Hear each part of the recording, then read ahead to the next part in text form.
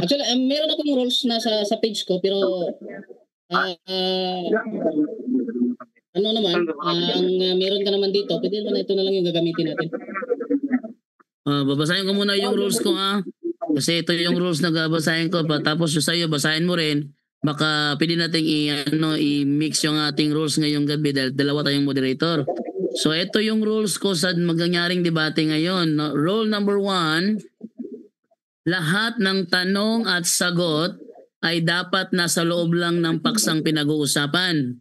Sa madaling salita, yung mga tanong hindi pwedeng magtanong ng labas sa paksa at yung sagot hindi rin pwedeng sumagot ng labas sa paksa. Number 2, kapag categorical ang tanong, kailangan sagutin din ng categorical.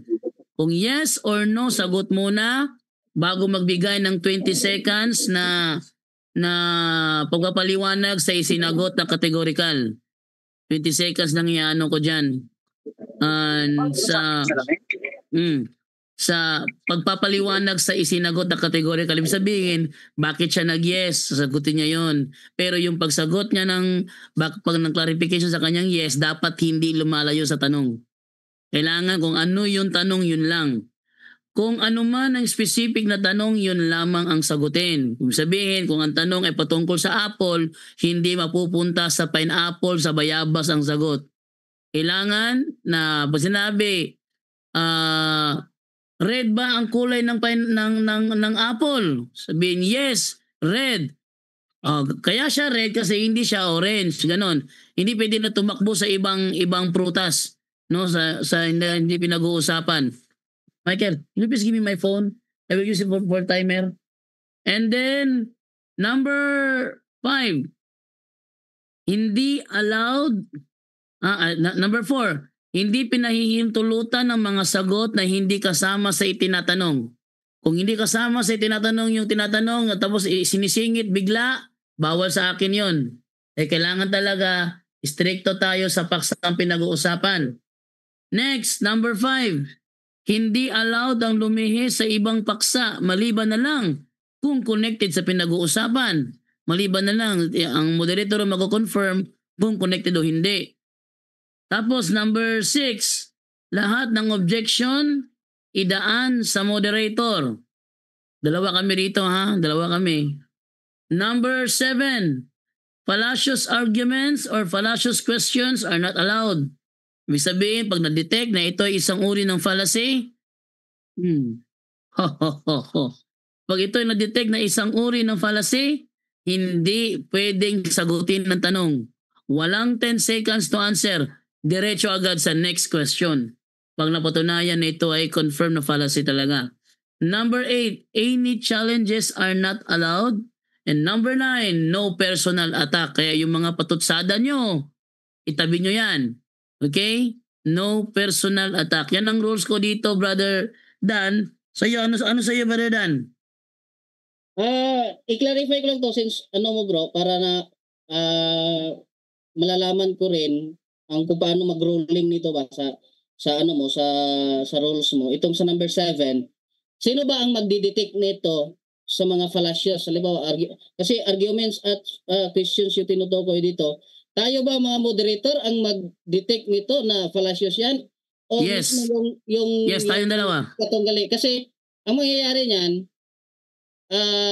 hindi natin maiiwasan na meron din kasing mga fallacious questions na kahit fallacy siya, alam natin na moderator na fallacy siya, pero willing pa ring sagutin ng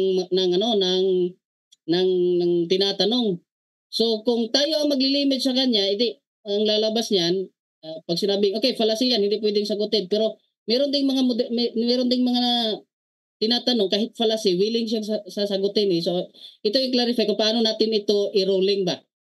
Pag na-detect na Brother Dan. Tayo talagang magsabi ko, hindi pwede yan sagutin kasi kahit gusto mo pang sagutin, hindi pwedeng sagutin kasi fallacy. Ganun ba yun? Ganun. Pag ruling mo dito.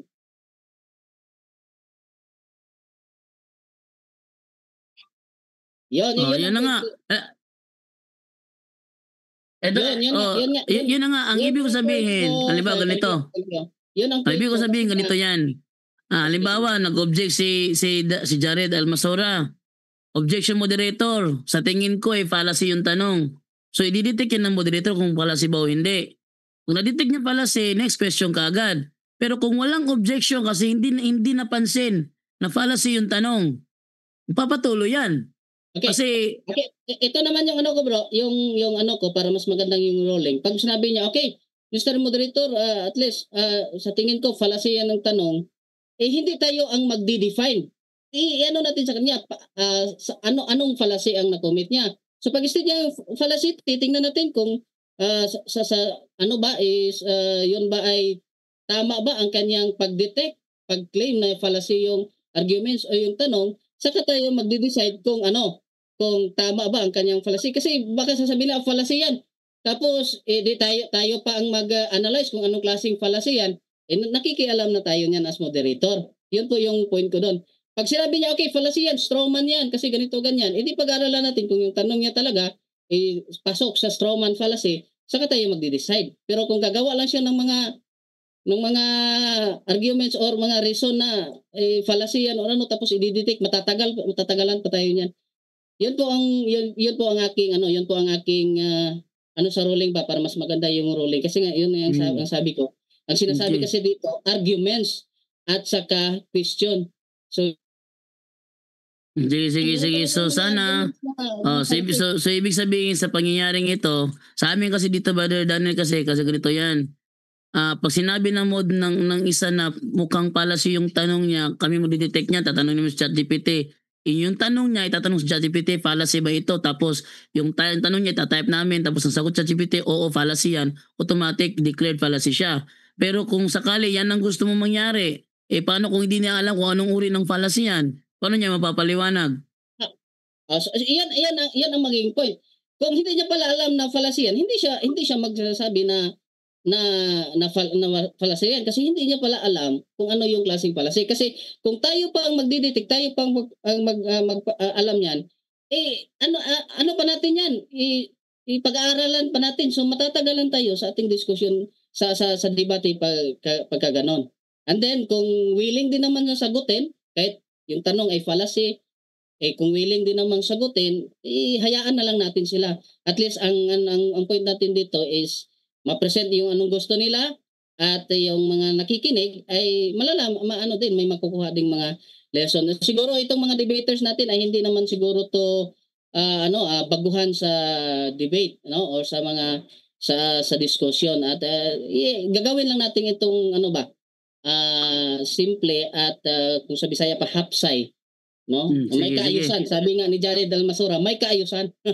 May kaayusan. No? So, okay, brother. Sa akin sige. Ano mo tanungin ko muna. Sige. Okay, affirmative, sangayon ka ba sa sa suggestion ni Brother Dan? Affirmative? Ano kasi okay naman bro, kaayusan gaya ng sinabi ni Brother Dan Masin, okay bro, basta okay. Tuloy lang ang decision.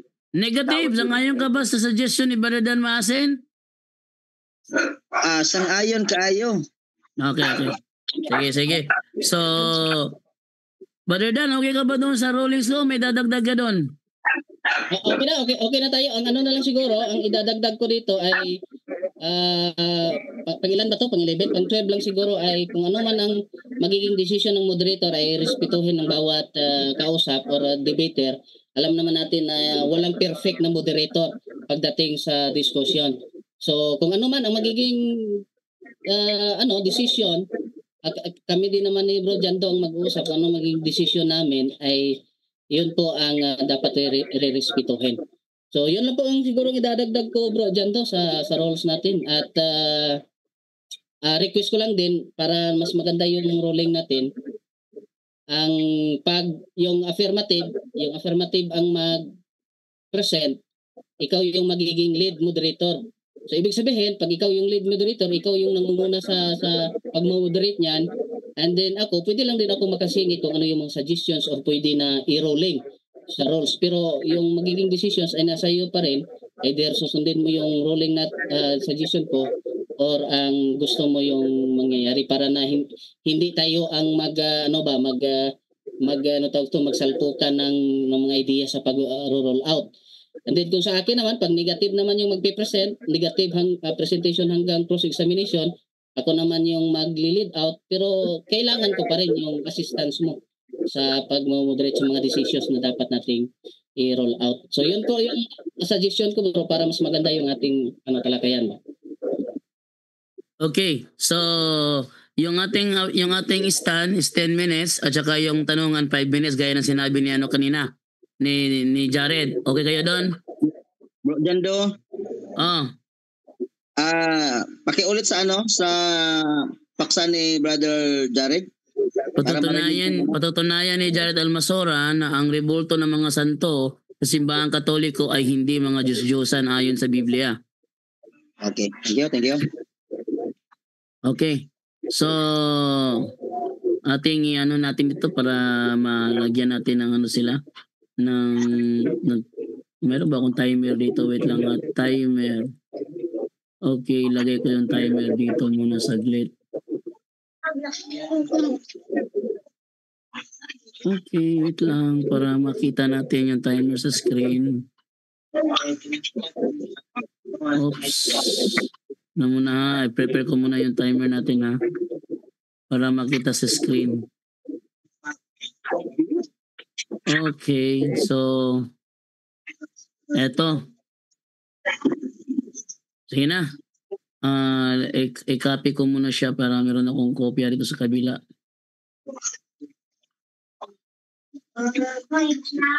Delete. Paste. Yan. Okay. So, yung ating stand 10 minutes tapos yung tanungan 5 minutes. Yan na pinag-usapan kanina. Okay ba both sides? Negative at affirmative? Okay bro. Okay, tapos yung yung clarification pagkatapos ng ng categorical answer is 20 seconds lang.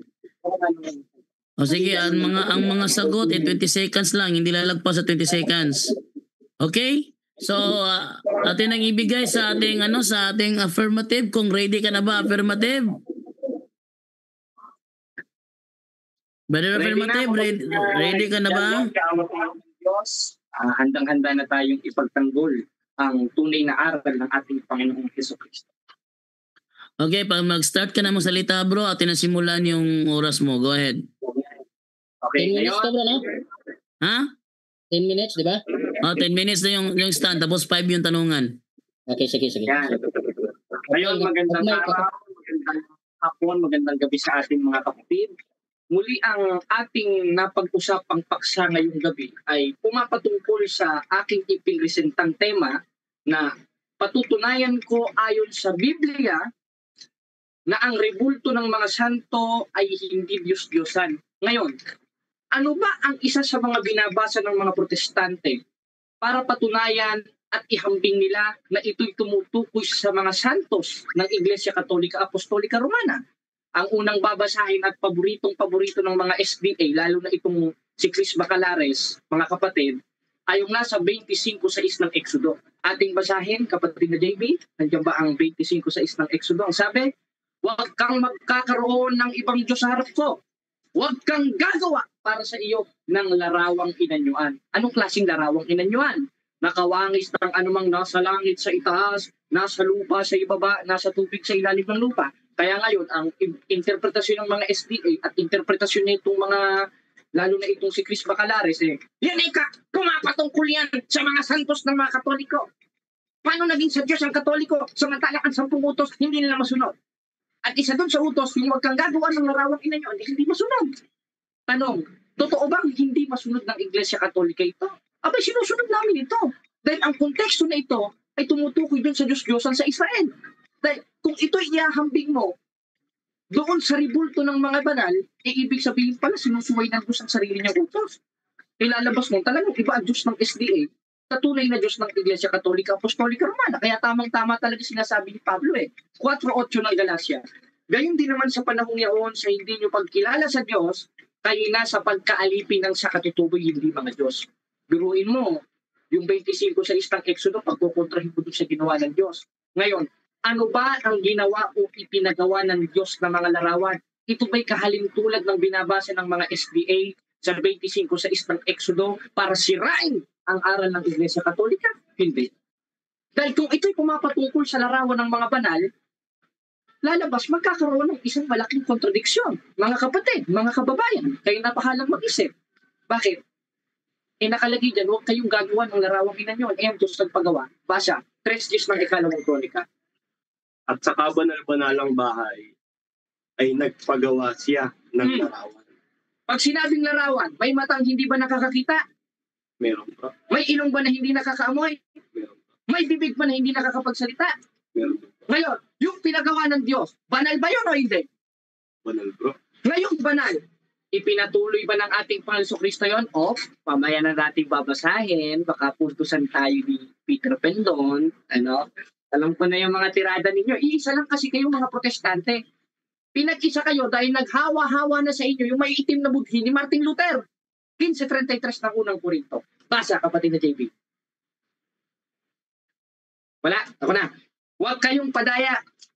Ang masamang kasama, sumisira ng magandang ugali. Sama-sama sila dyan sa aral na yun para gibayin ang aral ng Iglesia Katolika. Samantalang wala naman aral ng Iglesia Katolika na yung mga santos ay Diyos-Diyosan at sinasamba. Dahil rekomendados lang naman ang isang ribulto as Diyos-Diyos kapag sinasamba mo na. Sorry, wala kaming aral na sinasamba namin ng ribulto, Peter Pendon. Mamaya ko sa iyo ilalatag. Kaya nga kung may pagkakataong magbago ka magbago ka talaga dahil bulag na bulag ka na hindi personal attack ito Meron tayong basihan sa Biblia. 4:4 ng ikalawang Korinto. Na binulag ng Diyos ng sanglibutang ito ang pag-iisip ng hindi nagsisisampalataya.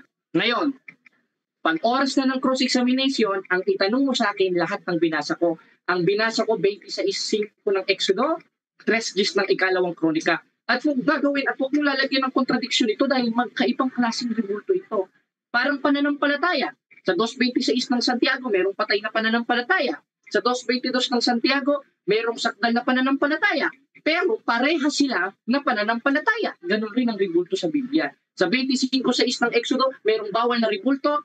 Sa 3:10 ng ikalawang Kronika, merong pwedeng ribulto at yun ang pinagawa ng ating Panginoon Kristo. Anong klaseng ribulto? 3:10 ulit ng ikalawang Kronika. Itong haligi na ito, Peter Pendon, haligi ito ng elementary school. Kung kay Bro Paul Alima, haligi, talagang saligan na talagang hindi maigiba ng bulldozer. Ito, kahit tingnan natin kung magigiba mo sa awa tulong ng Diyos. Tingnan natin, basa. At sa kabanal-banalang bahay ay nagpagawa siya ng larawan. Ayun, nagpagawa pala ng larawan ng Diyos Paano na yan, Peter Pendon? Anong klaseng larawan yun? Tuloy. Tuloy, bro.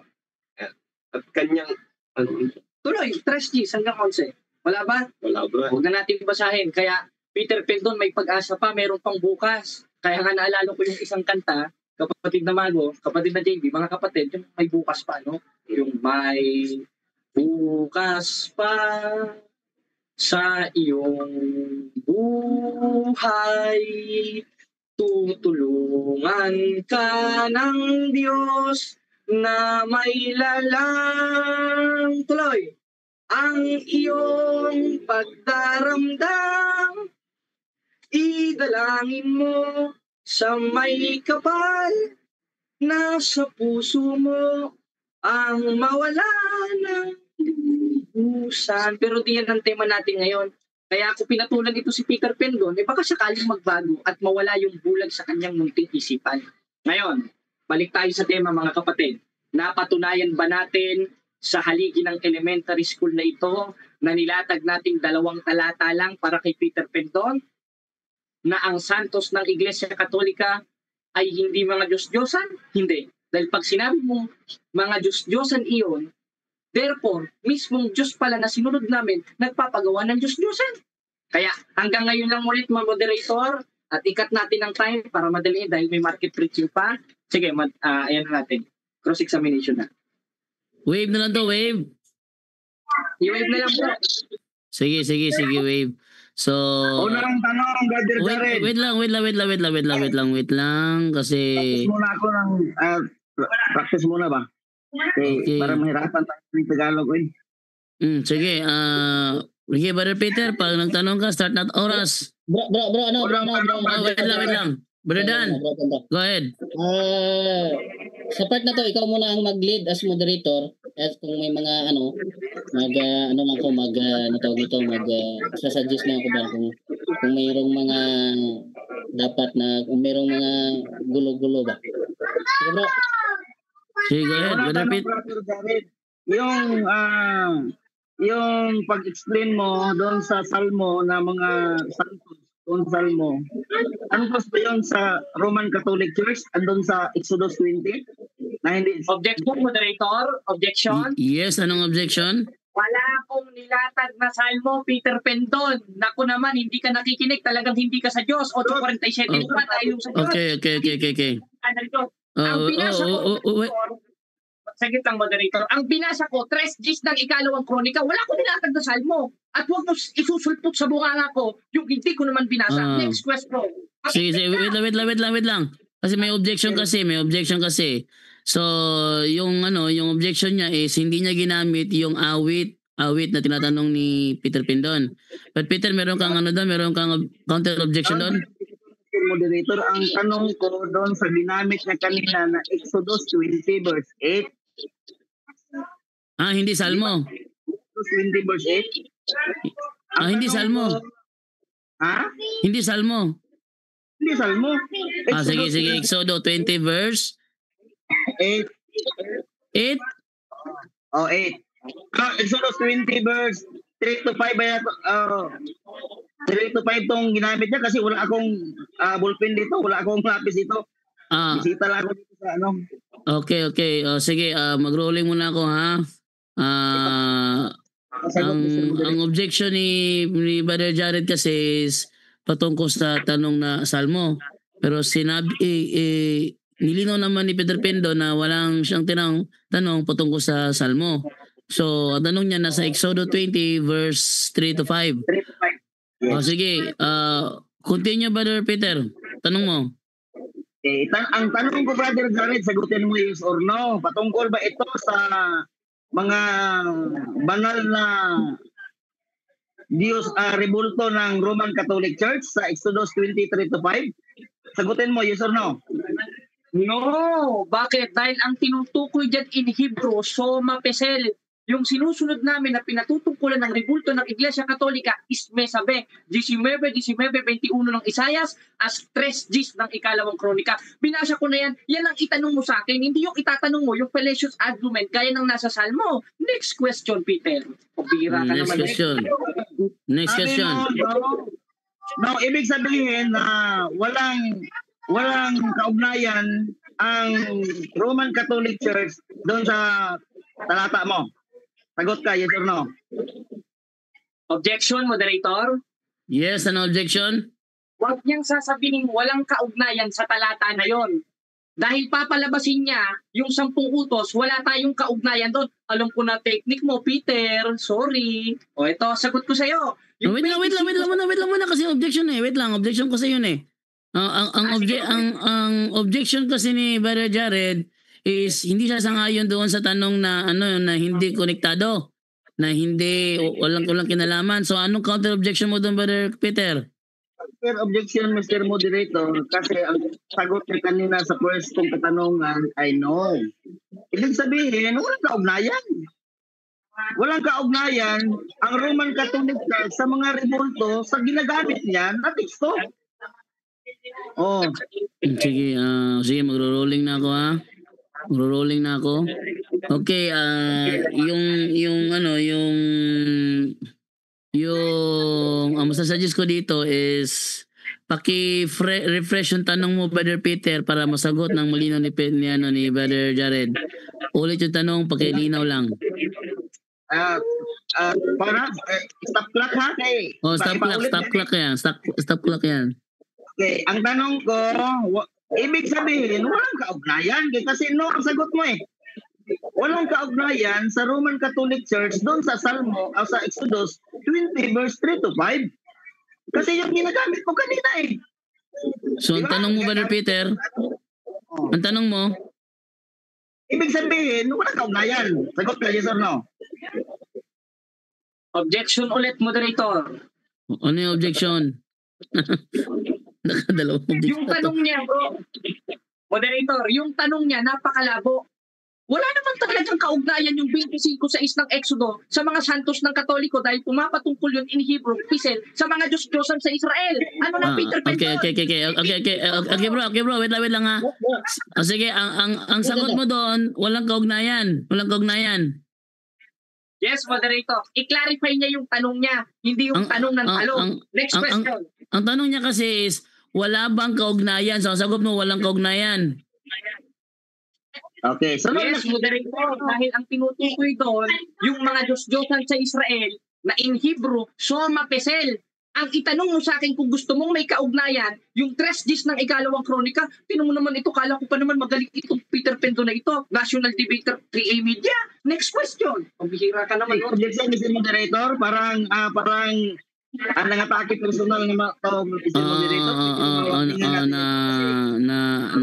Nakuha ko. Okay. Okay, nasa role natin dito na number 9, no personal attack. Ibig sabihin, yung anumang uri ng patutsada, hindi ko ina-allow sa debating ito. Anumang uri ng patutsada, mga trash talk, no, mga ukit na anong uri ng trash talk, hindi ko ina-allow dito 'yan. So, warning dito kay Brother Jared sa personal attack ginawa niya kay Peter Pendon. Okay, so Brother Peter Pendon, mag-next question ka na lang. Next question, Mr. Jared. Sabi mo doon sa itong talata mo, ano kung talata mo, Isra? Ano ba yung talata mo? Okay, Objection, moderator. Objection. Yes, objection. Anong objection? Wala akong Objection. Ano yung objection, Brother Jared? Wala siyang karapatang magtanong kung anong binasa ko. Ang itanong niya, yung konteksto ng binasa ko because I am under cross-examination. Huwag mo namang sabihin hindi ka nakinig, Mr. Peter Pendon. Patunay lang yun, 8:47 ng 1, sabi ni Juan, hindi ka talaga sa Diyos. Next question. Ano yung counter-objection mo, Brother Peter? Nagtanong man lang ako, Mr. Moderator, yung talata kasi hindi ko kasi na-take note. Wala akong bulletin dito. Okay, so clarification. Simple question lang. Clarification ba, Brother Peter? Yes, bro. Yes. Okay, so pakiulit yung tanong mo, Brother Peter, para malaman natin kung ano yung pinapa-clarify mo doon. Ba yung tanong mo, pakiulit. Ano yung second talata ni Jared na ginamit kanina? Kaya doon Sige. kuha ako ng katanungan. Sige. Brother Jared, ano daw yung ikalawang talatang ginamit mo? Yung ikalawang talatang ginamit ko, kapatid na Jando, ay yung 3 Gs ng ikalawang kronika to clarify na ang Diyos ay nagpagawa ng larawan at yung larawan na yun ay panay o santos. Therefore, ang mga larawan ng mga santos ay hindi mga Diyos-Diyosan. Tapos ang tema. Sige. Brother Peter, ang sagot niya sa clarification is ikalawang kronika 3 Gs. So, tanong ka na, Brother Peter. Dalawang tanong. Ikadalawang kronika 3 Gs, Brother Jared. Yung pinagawa ng Diyos na sinabi mo na banal na rebulto, may kaugnayan ba yun sa rebulto ng Roman Catholic Church? Sagot ka, yes or no? Yes, bakit? Dahil sa panahong Kristiyano, 5:17 ng Mateo, ipinatuloy ni Kristo yon. Ano ka? Historically speaking, yung mga first century Christian, merong larawan. Ngayon, kung hahanapan mo kung letter for letter sa bagong tipan, sorry, nandiyan na sa konteksto ng 5:17 ng Mateo. Next question. Next question. Naman, Mr. Peter Pendon. Ang sagot mo, yes. Okay. Ito bro, Brother Jared, ano bang ipinagawa at sinong nagpagawa at sinong gumawa doon sa ikadalawang kronika 3 Gs? Sagot. Sino? Ang pinagawa, larawan. At yung larawan na yon, may matang hindi nakakakita, may ilong na Mr. Moderator. hindi nakakapagsalita. Gaya ng Wait lang. Wait lang muna, Brother Jared. Ano yung tanong mo? Ano yung objection, Brother Peter? Ang sagot ko kasi, Ano sagot? Tatanong ka. ang tanong ko kasi, sinong nag-utos at sino ang inutosan? Doon sa ikalawang kronika 3 Gs, Yun ang sagot ko. Dapat magbigay siya ng tao kung sino ang inutusan at sino ang nag-utos. Okay, Brother Jared, sagutin mo ba yung tanong o gusto mo magpa-next question? Ito, moderator, ang si Ezra, ngayon, hindi naman mahalaga kung sinong inutusan. Ngayon, ang nag-utos, yun ang mahalaga at yung Diyos. Wait lang. Wait lang muna. Ang tanong kasi, sasagutin mo ba yung tanong o magpapa-next question ka? Sino ang nag-utos? Ha? Sige. Ang nag-utos ay ang Diyos at ginamit niyo to clarify na ang Diyos ay nagpagawa ng larawan at yung larawan ay banal, therefore santos. Therefore, napatunayan natin dito pa lang sa question and answer sa cross-examination, moderator, na yung tema ko na ipresenta ay napaka-biblical. At yun, next question. Next question, Brother Jared. Ang sabi mo, ang Diyos ang nag-utos at hindi importante kung sinong inutusan. Ang sagot mo, di ba? Di ba ang sagot mo? Kasi hindi ko kasi narinig, parang nagsabi yung sagot mo kanina. Yung sagot mo, clarification yung sagot mo, ang Diyos nag-utos, pero hindi importante kung sinong inutusan. Yun ang sagot mo? Yes or no? Ano tanong niya, moderator? May objection? Ano tanong niya? I-clarify niya, moderator. Sige. Time pause muna ha. Brother Peter, pakilino yung tanong mo, Brother Peter, para marinig na mabuti ni Brother Jared. Sagot mo, ang Diyos nag-utos, pero hindi importante kung sinong inutusan. Yan ba ang sagot mo? Yes or no?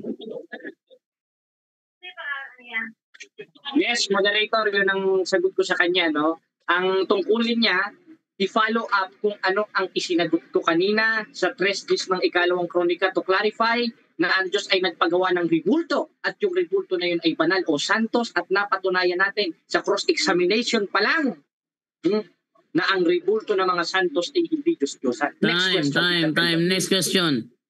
Okay, next question. Okay, salamat sa sagot mo. Okay. Alam mo ba kung sinong inutosan dyan sa ikalawang kronika 3:10? Alam mo kung hindi mo alam? Alam. Basa, kapatid na JP. Sino? Basa na. Ayan. Ang inutusan ay si Ezra. Ngayon, si Ezra? Tuloy. Propeta. Ngayong propeta si Ezra, ipinatuloy ba ni Kristo ito? Sa 5:17 ng Mateo, hindi ako naparito. Time. Next question. Si Ezra pala ang sagot mo na inutusan. Yung mga banal na mga santos doon sa Roman Catholic Church katulad ng Pedro Calungsod, Mama Mary Ninyo, ang tanong, sinong inutusan na gumawa niyan? Si Ezra o hindi si Ezra? Sagot ng malinaw. Objection, moderator. Time. Yes. Yun. Yes. Okay. Time na. Okay, time na. Okay.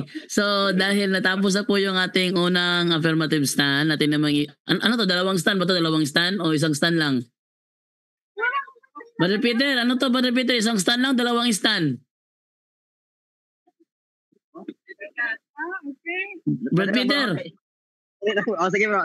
Anong gusto mo ditong debate ito? Dalawang stand o isang stand? Dalawang stand para nga. Kasi dalawang stand. Sige. Ating ibigay kay Brother Peter Pendo sa kanyang negative stand niya for 10 minutes. Sige, Brother Peter, ready ka na?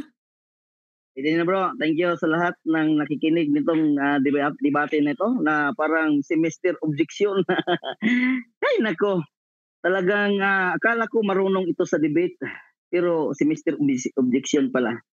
Nakita natin na ang yung mga rebulto doon sa simbahan niyo ng mga Roman Catholic Church, hindi naman si Estrano naghimo yun. Alam niyo ba kung sino naghimo yung sa itsura ni Mama Mary? Ay, taga-Quiapo lang yun. Alam niyo ba? Tapos gamit kayo ng ikadalawang kronika, 3 hindi mo alam na walang kahit isa na ginawa ni Isra na nandun sa iyong simbahan. Ay naku, taga Quiapo lang yung naghimo ana oy. Brother Jared, hindi mo ba alam? Oh, yung rebulto ni Kalungsod, Pedro Kalungsod. Oh, sana Quiapo lang yun. Binibinta. Tapos sabihan mo na rebulto ng mga banal. Ay naku, Brother Jared, mag-aral ka muna para malaman mo na yung andun sa Old Testament, walang ginawa doon sa mga inutusan ng Diyos na nakapunta sa inyong simbahan, na umaabot sa iyong simbahan, gamit pa ka ng 5:17 ng Mateo, ay kautusan naman yun. Tapos yung ginawa ni Isra, sabi mo si Isra ang gumawa nun, hindi naman aabot nun, wala namang kahit isa na rebulto na andun sa iyong simbahan. Ay, naunsa naman si Jared, oy. Akala ko marunong ka sa yung pinag-aralan na yung paksa mo. Tagal mo na pinag-aralan yung paksa mo, tapos hindi mo pala alam na walang kahit isa na rebulto na ginawa ni Isra na andun ngayon sa inyong simbahan. Di ba? Sayang, nabutan tayo ng oras. Semester objection. Nagkakatawa ka na, Brother Jared. Wala ka namang puntos kasi yun ang inutusan ng Diyos. Ang inutusan ng Diyos sa Old Testament ay si Isra. Tapos yun si Isra, wala naman koneksyon sa inyo kay si Isra ay mga Hudiyo. Ay talagang nagpakahudiyo kayo, mga sinagugan ng mga diputang yawa ng mga animal si Satanas. Di mo ba alam, Jared? Si Satanas, yun ang pinaka yawa yun. Itawag yung yawa ni Satanas niya, sinagugan ni Satanas ng nagpakahudiyo. Di mo ba alam? Wala kayong kaugnayan. Sinagot mo yan kanina, wala kayong kaugnayan doon sa Old Testament, sa New Testament. Kaya lang kayo nagmura naman mag-uhong, nisulpot diha sa bagong tikpan daw ko no, 33 AD. Ilang taon pa bago mag-33 AD, galing sa Old Testament. Tapos ginamit mo kanina ng mga banal na mga santos. Ay nako, Jared, mag-aral ka muna. Akala ko marunong ka, bright ka, na pinag-aralan mo yun. Tapos si Isra lang pala naggumawa ng yung paksa na nagpatunay na ang mga rebulto ng Katoliko ay banal. Banal at saka hindi Diyos-Diyosan. Wala ka ugnayan. And ano ka naman, Jared, oy? Tingnan mo, ano ang ginawa ni Isra? Dagway ba ni Mama Mary? Nawong ba ni Mama Mary? Nawong ba ni Pedro Kalungsod? Ay nako kanimo, Jared. Tingnan mo doon sa loob ng simbahan nyo kung ano ang mga nandun ng mga rebulso. Mayroon bang rebultong ginawa si Isra na andun ngayon sa iyong simbahan? Di ba? Di ka naman nahiya. Mahiya ka naman sa balat mo. Hudiyo sila ang mga inutusan ng Diyos. Tapos, nag-claim ka na yung mga ginawa ng mga Hudiyo ay banal ng mga santos ng mga Katoliko? Ay, nako. Talagang mahiya tayo, anak, oy. Nagpakahudiyo ka talaga, 3 ng pinadayag. Sinaguga talaga ito ng yawa. Yun ang sabi ko. Kapag ang yawa na gumawa ng sinagugan niya, ay maraming nabiktima. Katulad mo, biktima ka, nagpasinaguga ka ng Satanas.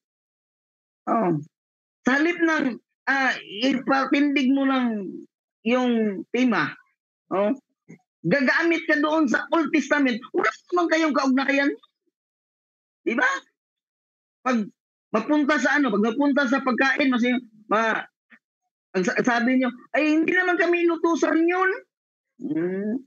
Pagpunta sa Sabat, hindi naman kami inutusan nun.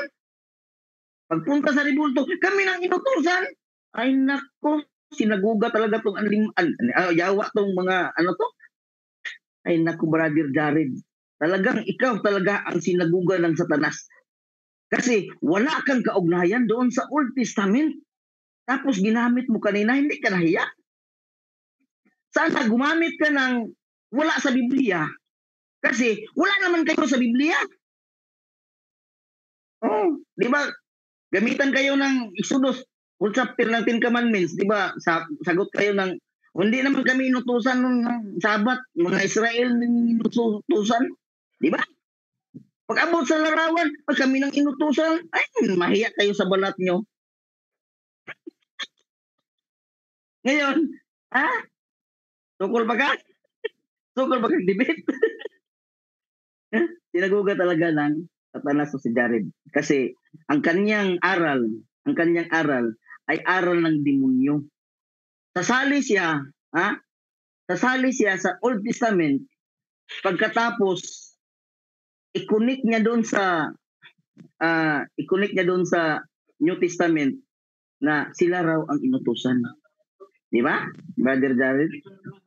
Dapat itindig mo na yung dagway ni Mama Mary nimo, dagway ni Pedro Calungsod, dagway sa birhin sa kanunay panabang, mao na imong ipatindig niya kana dili na Dios-Diosan. Sigmungutahan na karon sa kuaba nga itong ribulto ng bitin. Banal to hindi. Banal yan, pero hindi yan inutos ng taga-Quiapo na para sa inyong simbahan. Wala kayong kaugnayan doon. Yung kirubin, banal ito, hindi. Banal yan, pero hindi yun. Yung kirubin nandun sa inyong simbahan, ay hindi yun obra ng Hudiyo, obra yung taga-Quiapo. Hindi ka ba mahiya? Yung kirubin, ang sukat nyo, sukatan yung kirubin yan doon sa inyong simbahan, di ba? Hindi yung katulad na simbahan. Kasi ang gumawa nun, Brother Jared, taga-Quiapo lang yun. Binibinta. Mayroon lang nagbinta doon sa bahay. Sabi niya, Santos, sir, Santos. Kung di ba ang Santos ay nablisingan ng nablisingan ng pare? Yes, sir, yes, nablisingan na ito. Di ba hindi yun ibinibinta kapag nablisingan ng pare nyo? Ganun ba? Pumatawag siya. I-vlog ko ito. Tumatawag siya sa kanyang kasama. Hindi pa ba nabilisingan? Pero Santos ang tawag nila. Diba? Mga sinagugan ni Satanas. Kay bisag kahoy lang, gikulit, inyo nagsantos. Karon sa manahimog santos ng inyong mga balaan diha nga giingon ninyo nga mga ribulto. Karon sa manahimog santos. Ipangutan-on ta gabi. Karon sa manahimog santos. Sa dihang giblisingan ni Father. Asa man ako sa mga apostoles nga naghimo og santos, giblisingan og pare dito sa Old Testament. Bro, Tagalog. Hirapan ako sa Tagalog kasi.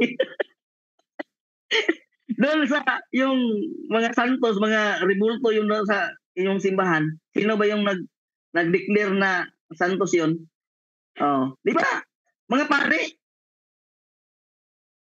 sila ang nag-declare na santos. Pero sa Biblia, magbasa ka na dyan ng Bible para malaman mo kung sino nag-declare ng mga santos sa inyong mga santos na doon sa inyong church. Parang malaman mo. Brother Jared. Itong debate na ito ay ilagay mo sa Time. Okay, so dito na tayo ngayon sa 5 minutes na tanong ni Brother Jared kay Brother Peter Pendon. Brother Jared, ready ka na?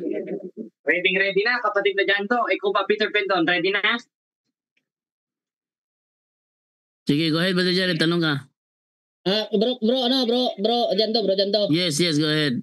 may ano lang ko ba para maging maganda yung yung talakayan at hindi tayo magtatagal sa puro objection. Ito lang yung para sa dalawang debater natin ba. Iwasan po natin na sumagot sa panahon ng objection. Yung mag-object ka tapos doon ka sasagot sa objection ay iwasan po natin yun para po sa inyong dalawa para kasi yung objection ay hindi po yan ginagawa para na doon ka sumagot, nakapost kasi yung time dyan. Mag-object ka lang pag nakikita mo na may nilabag sa rules kasi yun ang purpose ng objection eh. Kung may nilabag sa rules, kung merong binanggit na hindi ayon sa paksa o sa pinag-uusapan. So, yun po ang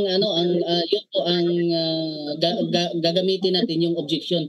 Hindi po gamitin natin yung objection para doon tayo sumagot kasi nakapost yung time natin. So, yun po yung sa ruling natin para hindi tayo magtatagal. Okay po, Bro Jando. Sige, wait lang muna ha. Wait lang saglit ha. Tara. Lagi, lokada. Green paper na. Wait lang muna saglit. Ay. Okay, Brother Jared. Ready na, Brother Jared? Okay, ready ka na ba, Mr. Peter Pendon? Sige, go ahead bro. Okay, ang tanong ko sa'yo, yung kaninang binanggit mo sa 3 Gs ng ikalawang kronika, yung ipinagawa ng Diyos kay Ezra, ay wala man lang sa simbahan ng Iglesia Katolika. Tinatanggap mo ba itong sinabi mo? Yes or no, categorical?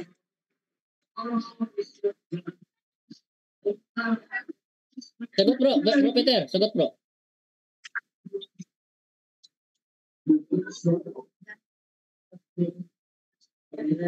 Nawala yata si Bro Peter. Nawala sa linya si... Time pause muna ha. Time pause ha. Asan si Peter Pendon? Ang dami nung oras na bindi na ibato ko. wala si Peter Pendon. Nasaan si Peter? Bro Jando. Yes, Brother Dan. Go ahead, Brother Dan. Ito turn over ko na lang siguro yung pag-moderate kasi gabi na dito at natutulog na yung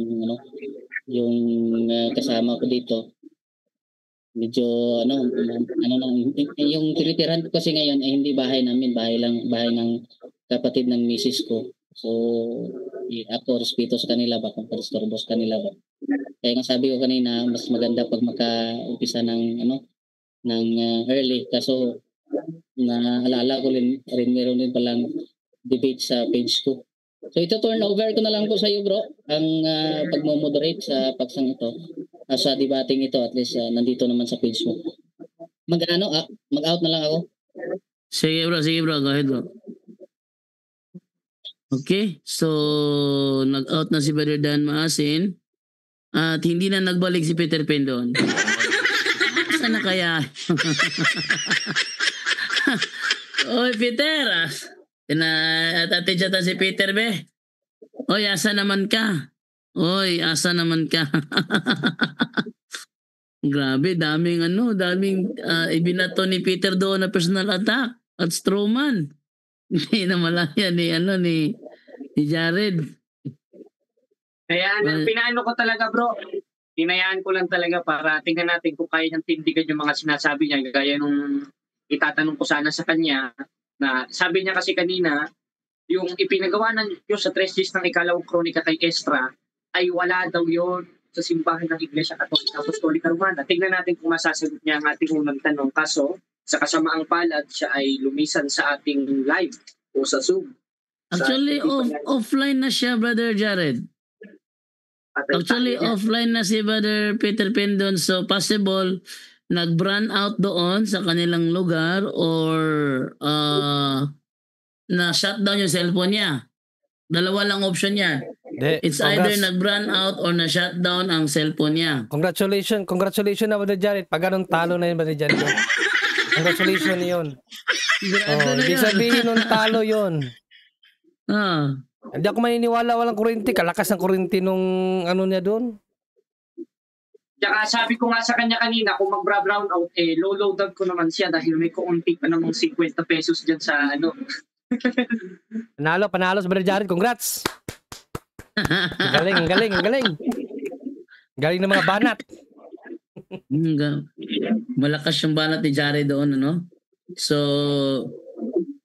hintayin ko muna yung pag-ano ni Peter, baka sakali na magbalik. Meron pa namang 4 minutes and 31 seconds na natitira. Talo na yan, bro. Nag-ano ako rito eh. Tingnan natin yung yung ating mga nasa comment section. Basa muna ako saglit ha. Kasi hindi ako pwede tumanggap ng katanungan. Yun ay dahil sa ongoing po yung debate. So, basa na lang ako ng mga comments dito. Meron tayong 425 na na live viewers natin. So, babasa lang ako ng comment ha. Hindi ako tatanggap ng katanungan maliban na lang kung wala pa talaga si Peter. So, sabi dito ni Roland, walang bago sa kanila kaya pala dumadami ang nagsibalikan sa Catholic. The same pa rin, no? Si Peter Pindon, ganun pa si Peter Pindon. Napunta siya doon sa si Ezra daw si Ezra ba daw na gumawa ng rebulto sa Quiapo. Truman yun eh. Truman yun eh. Okay, nandiyan na po si Peter. Wala pa talaga. So, edin try tawagan si Peter ha. Yung nangyari dito sa taong to. Tawagan si Peter.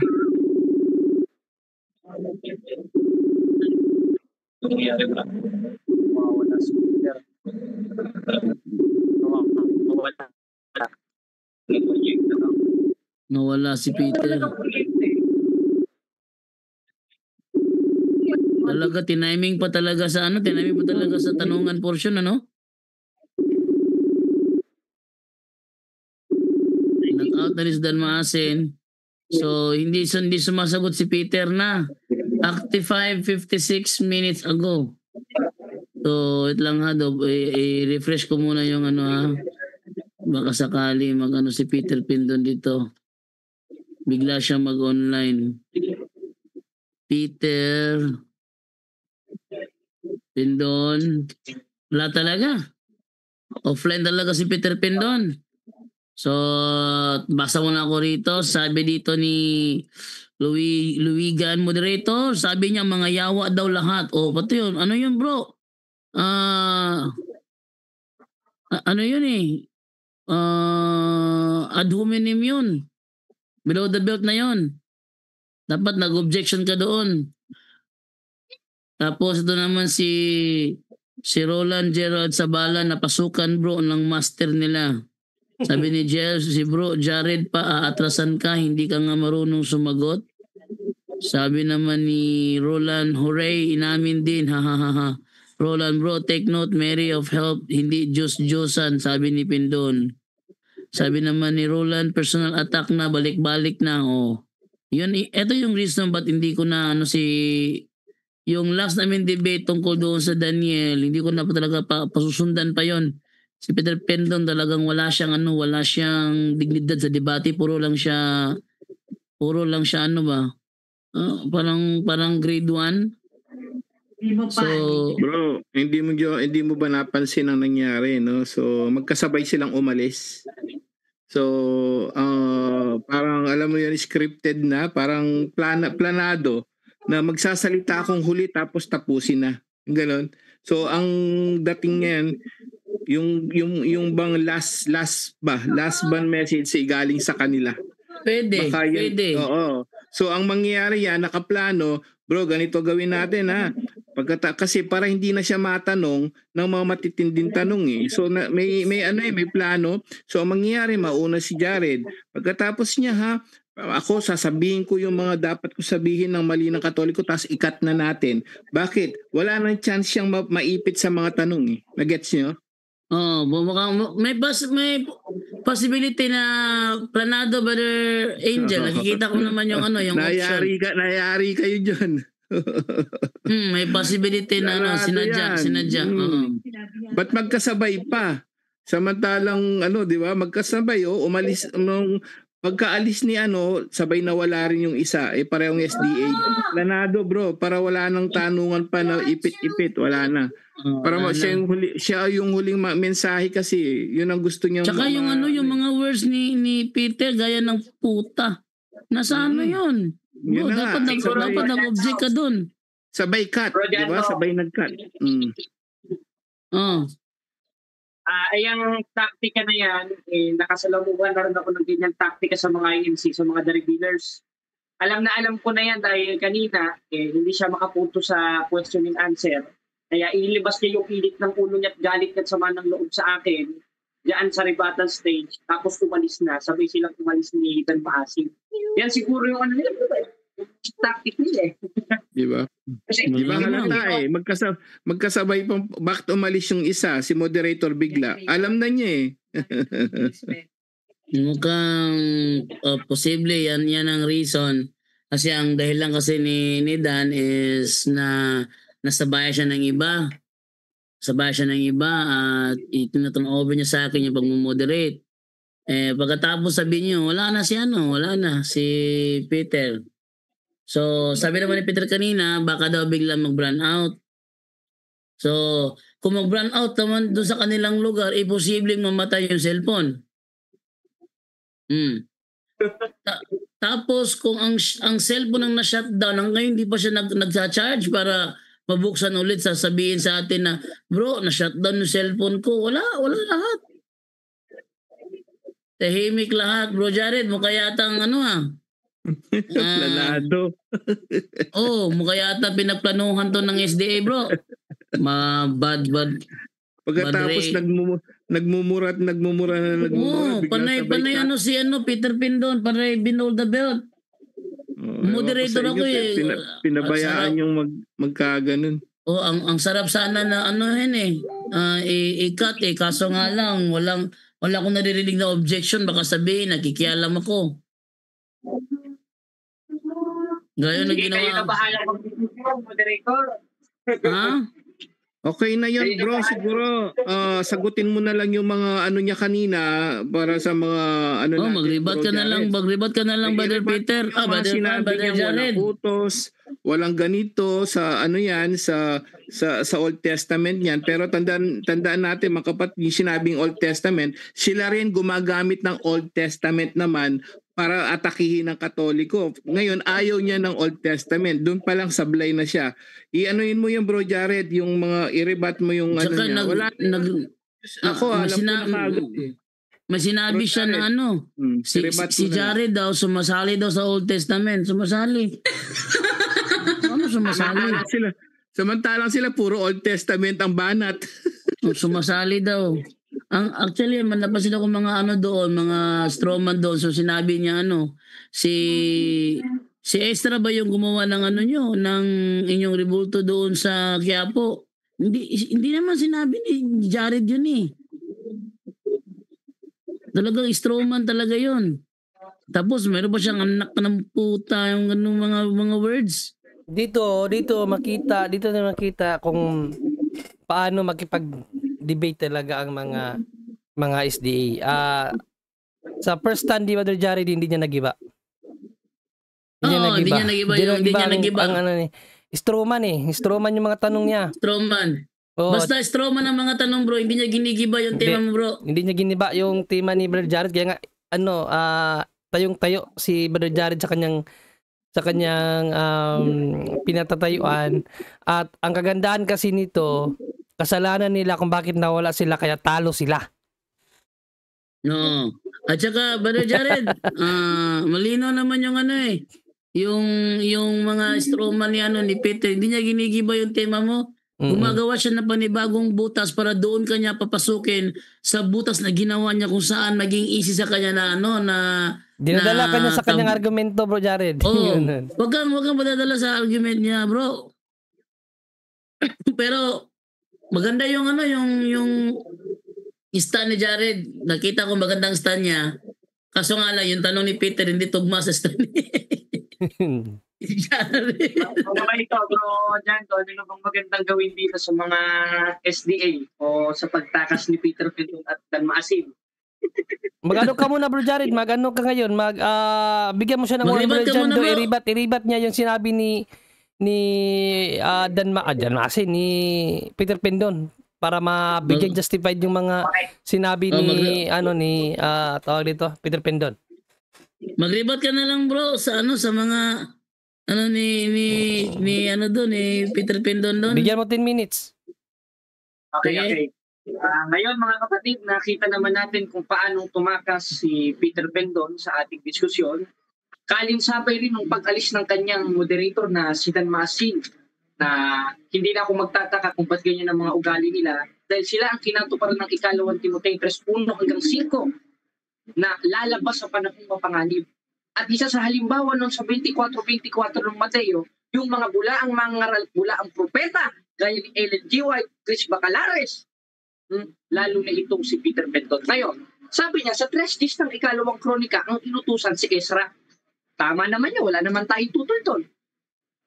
Pero ginamit ko yun bilang batayan na ang ribulto ng mga santos ay hindi Diyos-Diyosan at tinanggap niya naman na yun.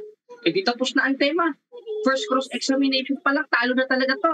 Kaya nga nung sinagot ko, sa 3 days ng ikalawang kronika, ginamit ko yung batayan para patunayan ang tema ko na ang ribulto ng mga santos ay hindi Diyos-Diyosan. Ano po yung pinagawa ng Diyos? Kerubin. Basahin natin, 3 days ng ikalawang kronika, mga kapatid. At sa kabanal-banalang bahay ay umukit ka ng larawan ng kerubin. Ngayon, ang nirabat niya kanina, yung larawan daw ng kerubin na yon o larawan na ipinagawa kay Ezra, hindi daw larawan sa simbahan ng Iglesia Katolika Apostolika Romana. Kaya ang tanong ko sana sa kanya, dinatanggap mo ba ito? Yes or no? Ngayon, pag sinabi niyang yes, larawan ba ng Iglesia Katolika ito? Yes or no? Yes. Ngayong larawan ng Iglesia Katolika, yung ipinagawa ng Diyos kay Ezra, may pakpak ba o wala? Merong pakpak.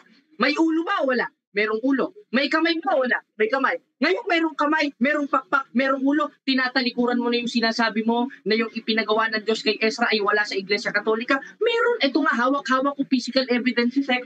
Ang wala doon, itong repulto ni Ellen G. White na itatanong ko sana kayo. Oh, may pakpak eh. Tinan mo, Peter Pendon, paano mo tatakasin ito ngayon? Ibalik natin ang argumento niya sa 25:6 ng Exodo. Huwag kang gagawa ng larawang inyanyuan, nakawangis ng anumang nasa langit sa itaas, nasa lupa sa ibaba. Tanong, ano ba si Ellen G. White? Nasa langit pa o nasa lupa? Nasa lupa. Sa lupa.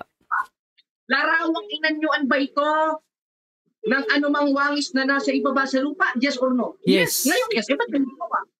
Therefore, tinatalikuran nyo na yung pinagbasa ng talata sa 25:6 ng Exodo na mismo kayo lumalabag doon. Correct. Ano nga ngayon, Peter? Nagmumura ka pa. Wait lang. Mukhang nagbalik si Peter. Bro, mukhang nagbalik si Peter, bro. Nagbalik ka, bro. Pendon. Ba't bigla ka nawala? Nag-burn out, bro. Nag-burn out. Bago lang ibaling kulit ni bro. Nag-burn out. Ipapaalam ko ba ng Peter Pendon, ha? Na yung moderator mo Dan Maasin umalis na. Nag-alis na siya? Umalis na?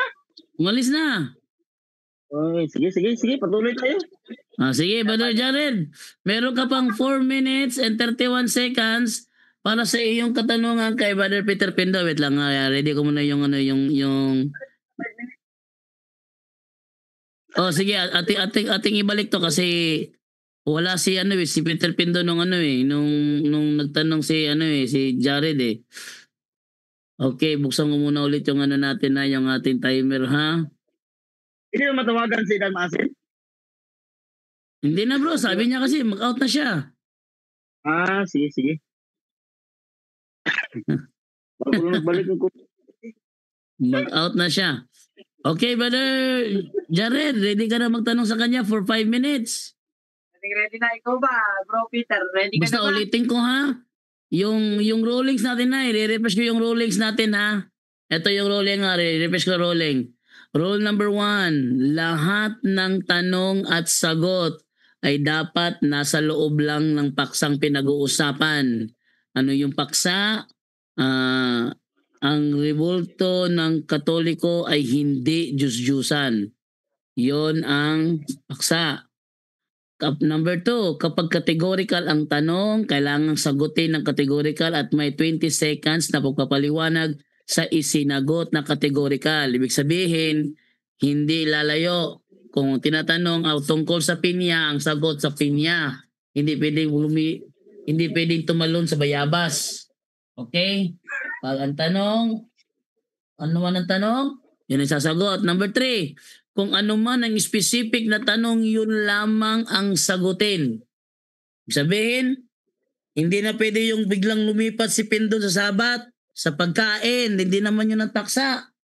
Ang paksa is, Diyos-Diyosan ba ang rebulto ng mga Katoliko? Yun ang paksa. So yung pag nalipat sa nalipat sa sabat tsaka sa pagkain kung saan hindi naman kasama sa tema, Brother Jared, please mag-objection ka. Okay? Mag-objection ka ha pag lumabas sa paksa ha. Kasi kanina binanggit na yung sabat tsaka yung pagkain, hindi ka nag-objection. Turuan mo kasi bro, turuan mo bro. Yes bro. Nasa ruling yan bro pasensya ka na ha. Nasa ruling yan.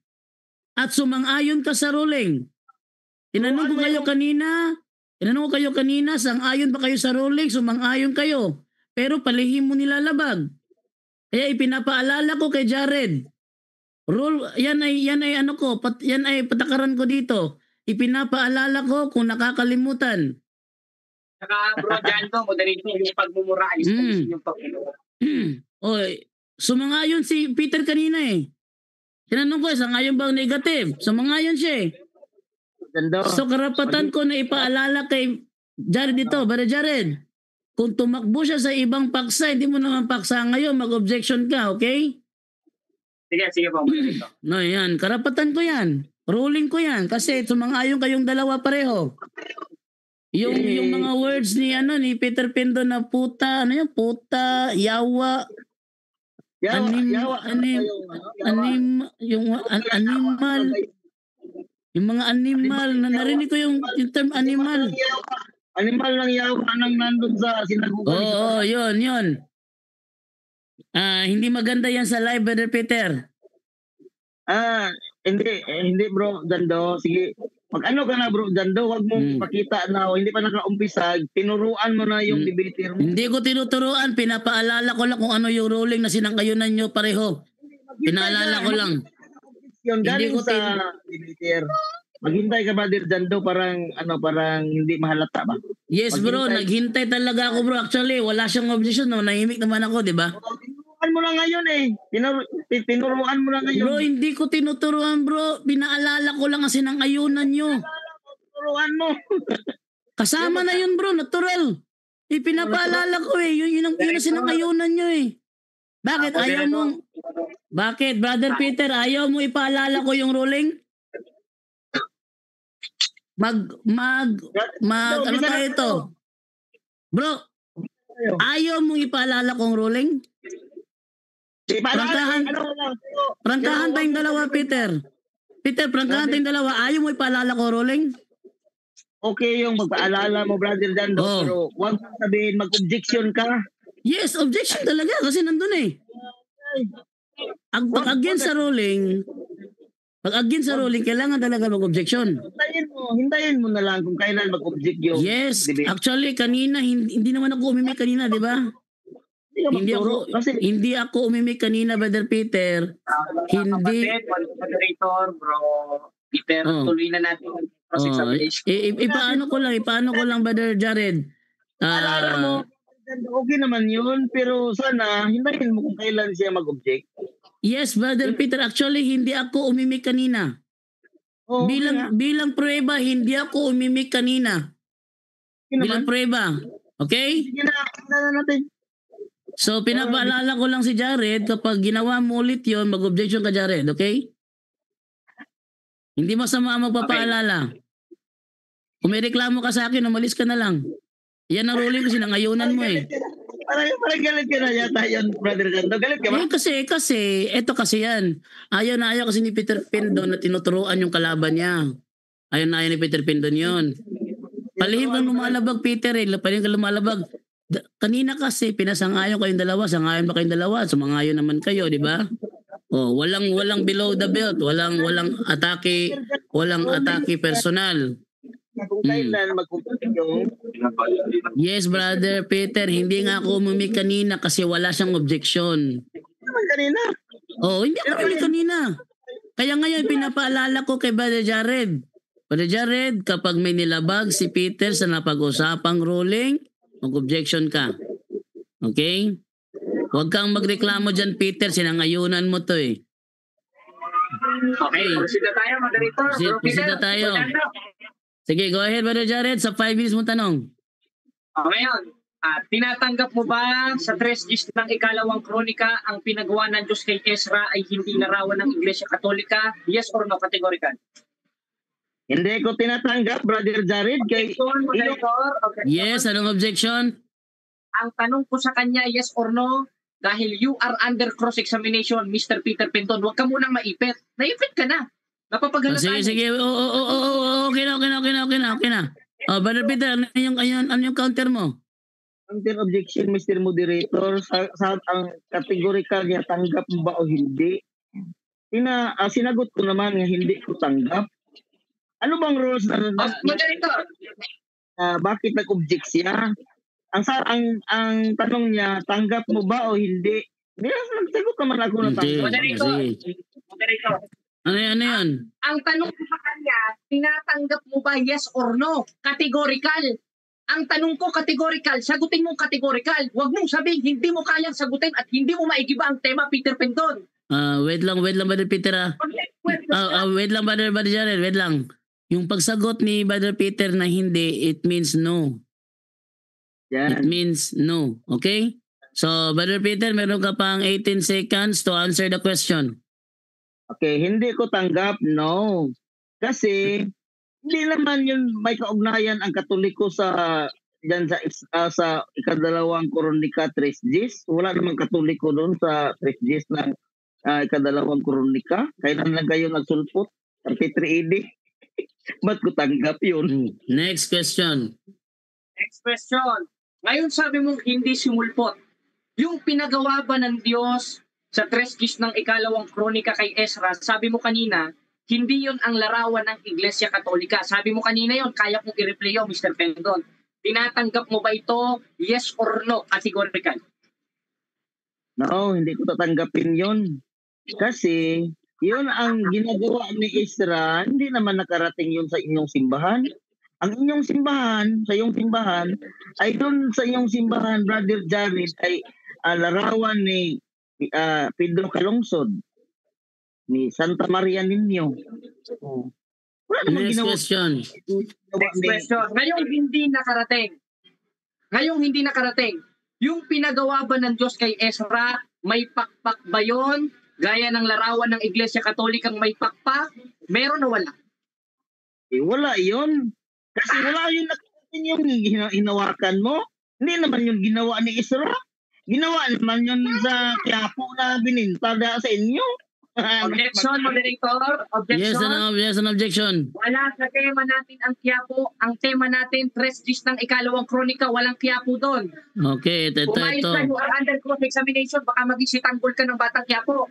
Sige. Brother Peter, ano yung counter objection mo? Counter objection ko, yung tinatanong niya sa categorical ay sinagot ko naman, bakit nagpalagi siya object nga mayroon naman akong sagot na categorical at saka nag-explain naman ako.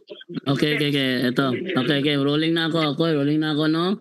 Ito yung rule number 3 at rule number 4. Kung ano man ang specific na tanong, yun lang ang sagutin. Wala sa kanyang paksa ang about sa Quiapo. Na si Ezra ay nagdala ng larawan sa Quiapo, wala sa paksa niya yun. Number 4, hindi pinahihintulutan ng mga sagot na hindi nakasama sa itinatanong. So kung ano yung specific na tanong ni Jared, yun ang sagutin mo, Brother Peter. Brother Jared, pakiulit yung tanong. Sabi mo kanina sa 3 gist ng ikalawang kronika, yung larawang ipinagawa ng Diyos kay Ezra, ay hindi larawan ng Iglesia Katolika at wala sa simbahan ng Iglesia Katolika? Sabi mo yes. Ngayon, yung ipinagawa bang kerubin sa 3 ng ikalawang kronika, may pakpak ba yun? Gaya ng hawak ko ngayong larawan ng Iglesia Katolika, may pakpak ba? Meron o wala? Kategorikal. Okay. Sagot. Mayroong pakpak pero hindi yun ginawa. Ayun nandyan sa kamay mo. Ginawa yun sa taga Quiapo. Oh, Objection, moderator! Ano naman objection, bro? Wala sa tema natin ang Quiapo Church. Siguro nood ng batang Quiapo ito, panay Quiapo ang banggit eh. Ang tanong ko lang Okay. sa'yo, sa presis ng ikalawang kronika, because you are under cross-examination, huwag kang maipit dahil ang ipit sa Brother Quiapo. Peter Pindon, winarningan na kita. Hindi kasama sa tema niya yung Quiapo at wala siyang tanong patungkol sa Quiapo. Rule number 3. Anong rule number 3? Kung ano man ang specific na tanong, yun lamang ang sagutin. Number 4. Hindi pinahihintulutan ng mga sagot na hindi kasama sa itinatanong. Both kayong dalawa sumangayon dito. Brother Peter, sumunod ka. counter objection, Mr. Moderator. Ano yung counter objection mo? Ang counter objection ko, hindi ko mayroong pakpak pero hindi yun yung hinawakan niya. Kasi ang ginawa ni Isra, hindi naman yun ang hinawakan niya. Yung hinawakan niya, yung ginawa galing sa Quiapo. Totoo naman yun. Saan magaling yung hinawakan mo, Brother Gary? Di ba sa Quiapo? Moderator, pinili ko sa Sige. Rolling ako. Okay, rolling ako. Moderator, binili ko sa Shopee to, hindi sa Quiapo. Sa Shopee ko binili to, tinan mo, palpak na naman. Mag-rolling ako ha. Ulit ha, ang tanong niya kasi may pakpak ba o hindi, sagutin lang kung may pakpak o wala.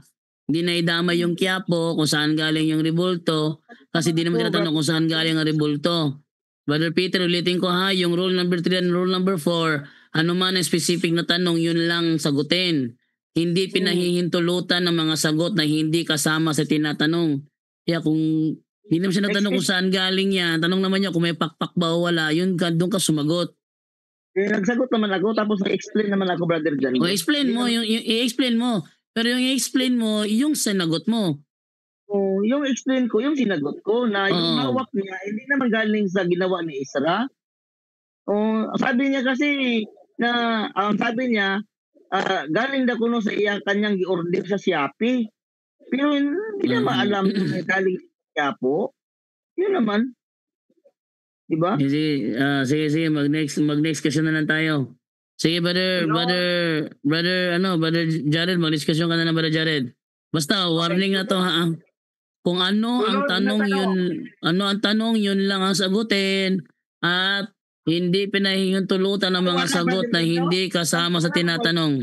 Wala bang paliwanag? Di ba mayroong paliwanag na 20 minutes? Yes, bro. At meron ka na lang 1 seconds, bro.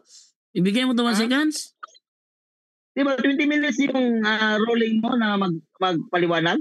Hindi 20 minutes, 20 seconds. 20 seconds? Oh, sorry. 20 seconds pala. Hindi 20 minutes, 20 seconds. Seconds. Kasama na yun. Pagpapaliwanag ko, Brother Dando. Kasama na yun. Sige, next question. Sige, next question, Brother Jared. Sunod na tanong.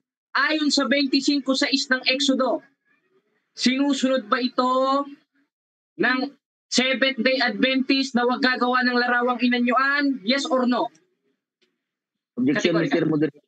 Yes, anong objection, Brother Peter? Anong objection? Mayroon ba sa nandun ba sa paksa namin na Seventh-day Adventist? Okay, wala. Okay, Brother Jared, meron kang counter doon? Specific pa rin yung tema natin, rebulto. 25:6 ng Exodo. Di tanggalin natin yung Seventh-day Adventist dahil wala naman talaga sa Biblia yun eh. Kaya ito tanong, moderator, ulitin No, wait lang muna. Mag-rolling muna ako. Rolling ako, okay? Hindi kasama sa paksa ang Seventh-day Adventist. Ayon dati sa ating rule number 1, lahat ng tanong at sagot ay dapat nasa loob lang ng paksang pinag-uusapan. So yung Seventh-day Adventist hindi bahagi ng paksa yon, kaya out of topic na yon. Sige, mag-next question ka na lang, Brother Jared. Tanong, Mr. Peter Pendon, yung 25:6 ng Exodo, sinusunod mo ba ito o sinusunod niyo? Yes or no? Categorical. Okay, sinusunod. Sinusunod, oh. Sagot ko sa categorical mo, sinusunod.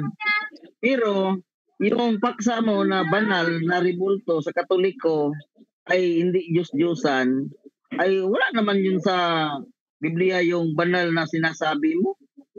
Yung banal na sinasabi mo na doon sa Biblia, hindi naman yung larawan. Next question. Next question. Ngayon sinabi mong sinusunod mo. Anong mangyayari sa lalabag sa 25:6 ng Exodo na paggawa ng larawang inanyuan? Maiimpyerno o hindi maiimpyerno? Categorical.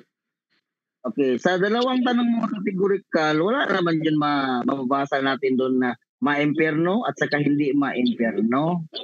Wala naman yun. Pagtanong ka sa categorical na andun sa yung paksa, andun sa yung teksto. Oh, next question. Sunod na tanong. Anong mangyayari sa isang tao na lumabag sa 25:6 ng Exodo na paggawa ng larawang inanyuan? Alam mo o hindi mo alam? Categorical. Alam ko. Ang sabi doon, huwag kang yuyuko. Huwag kang magsimba. Kung magsimba ka, ay nakasala. Yun lang. Objection, moderator? Andun ang utos eh. Objection, moderator? Huwag kang kukulit. Yes, ano objection? Wala sa tema natin ang pagsimba. Ang tema natin yung paggawa o ukol sa larawan ng mga santo, hindi ang salitang pagsimba. Ang tanong ko sa iyo, Wait lang muna. Anong counter mo, Brother Peter? Ang counter ko doon sa 25 size. Ang tanong niya 25 size sa Exodus. Anong mangyari? Hindi nakasala. Hindi naman yung categorical. Bakit sinisir palagi ng objection, Mr. Objection? Sige. So, magro-rolling ako ha. Hindi bahagi sa topic yung pagsamba. Wala sa topic ang pagsamba. So, yung pagbanggit ni Peter Pendo ng pagsamba, out of topic yon. So, ituloy mo yung sagot mo, Brother Peter. Meron ka pang 4 seconds. Go ahead, Brother Peter. Ito ang sagot ko. Ang tanong niya kasi, Next question. Ngayon sabi niyong sinusunod niyo at ang sino mang lalabag sa 25:6 ng Exodo na paggawa ng larawang inanyuan ay magkakasala. Tanong, dito sa rebulto ni Ellen G. White na nakita ko sa page ng Seventh-day Adventist, nagkakasala ka ba pati kayo at ang buong iglesia ninyo dahil sa rebulto na ito, dahil nilabag niyo ang 25:6 ng Exodo? Yes or no? Categorical. Yan, Mr. Moderator, kasi wala naman sa paksa yung rebulto ni Ellen G. White. Rebulto na siya.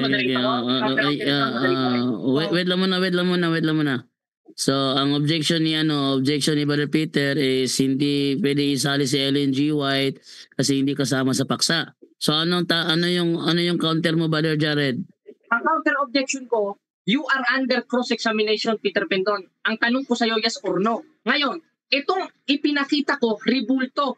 Therefore, pasok ito sa tanong ko sa 25:6 ng Exodo na sinasabi nyo, hindi nyo nilalabag at ang lalabag magkakasala. Kaya yun ang counter objection. Okay, rolling ako ha. Ang topic ngayon pinag-uusapan is rebulto ng Katoliko. Hindi bahagi sa topic na pinag-uusapan ng rebulto ng mga Seventh-day Adventist at si Ellen G. White, hindi bahagi yon. Ang topic ngayon is rebulto ng mga Katoliko. So, next question ka na lang, Brother Jared. Okay, next question. Ngayon sabi mo, sinusunod nyo ang 25:6 ng Exodo. Ngayon, kung sinusunod nyo ito at ang lalabag sa kautusan na ito ay maiimpyerno, sa 3:10 ng ikalawang kronika, sabi mo, hindi ito larawan ng Iglesia Katolika Apostolika Romana. Tanong, yung ipinagawa ba ng Diyos sa 3:10 ng ikalawang kronika may ulo, gaya ng hawak ko na meron ding ulo? Meron o wala? Categorical. Sagot, mayroon pero di yun na ginawa ni Isra. Kasi yung hinawakan Okay, time.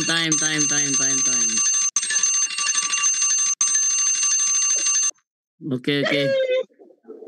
Okay, Galing so siya. okay, dito tayo ngayon sa rebuttal stand ng affirmative Brother Jared Almasora for 10 minutes. Okay, May tanungan pa ba ito, moderator, pagtapos ng rebuttal? wait lang muna ha. Dahil alas 10 na. Hanggang alas 10 lang yung live namin. Mag-second stand pa ba kayo o final conclusion na lang diretso? Final Conclusion, conclusion na lang. moderator. Na? Wala na yung conclusion pa. Kasi alas 10 na kasi. Kasi nag-burn out Final dito. conclusion na lang. Final conclusion. Sige, bibigyan ko ng final conclusion for 5 minutes. Ang negative kasi alas 10 na ng gabi. So, sige. Dito, Brother Jared, wala nang tanungan to, Brother Jared, ha? Wala nang objection. Brother Jared, Sige, pagpalala moderator. ko, ha? Ang final conclusion, walang objection, wala nang tanungan. So, ang mauuna dito, si Brother Peter Pendon. Kaya siya yung negative. Tapos to, ikaw naman. Sige, Brother Peter, ikaw muna mauna, Brother Peter, for 5 minutes, Brother Peter. Okay, magandang gabi sa tanan. Talagang nalingaw ako aning Jared. Ay, kay makikita natin talaga na parang yung na prepare niya na talata, yun ay patungkol sa larawan ng SDL ni Ellen G. White, ay hindi naman yung kasama sa paksa natin. Tapos, ikinukulit niya talaga yun ang kaniyang teksto sa ikalawang Kronikas 3:10 sa ribulto ng Roman Catholic Church. Ay wala naman kaugnayan. Galing ang kanyang hawak kanina, may pako nga, may ulo nga, pero galing naman siya, Aywan ko kung nagpadala ba si Isra ng kanyang ribulto na ginawa. Andun sa Shopee. Katawanan talaga. Katawanan mag-hire ni Jared.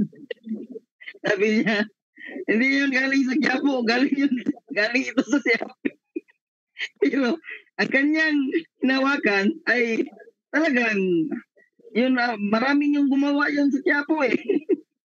Hindi natin alam kung ang nag-order na si Jared Almasora ay doon kinuha sa Quiapo ang kanyang order at saka dineliver sa kanya.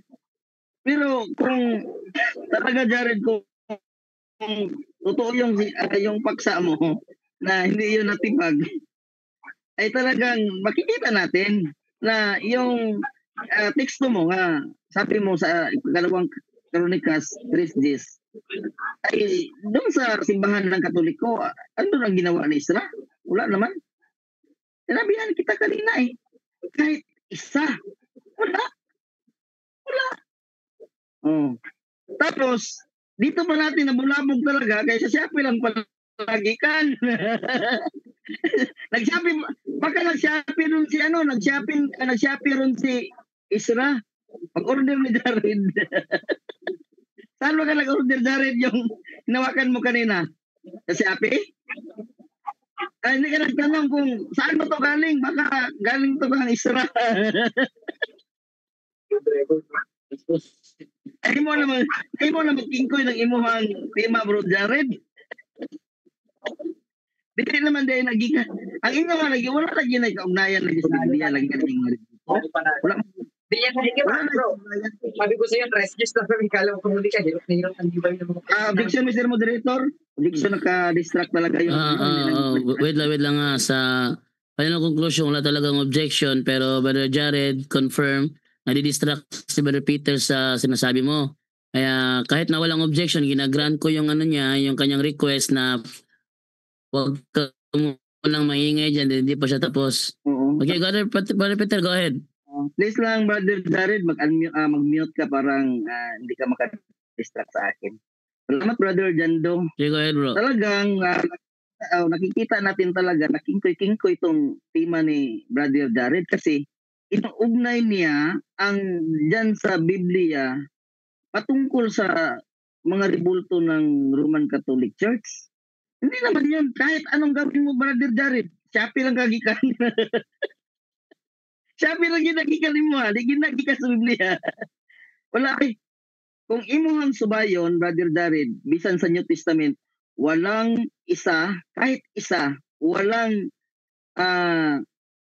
apostolis na gumawa ng ribulto sa mga banal na andun sa Old Testament. Yun ay ibutang nimo sa imong kukuti. Ilagay mo doon sa kukuti mo, Brother Jared, na kahit isa na apostolis, walang gumagawa ng ribulto.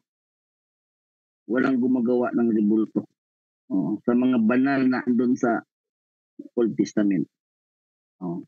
Yung mga ribulto nyo sa Roman Catholic Church ay galing lang doon sa Siapi, galing lang doon sa Quiapo, kung saan-saan yung galing.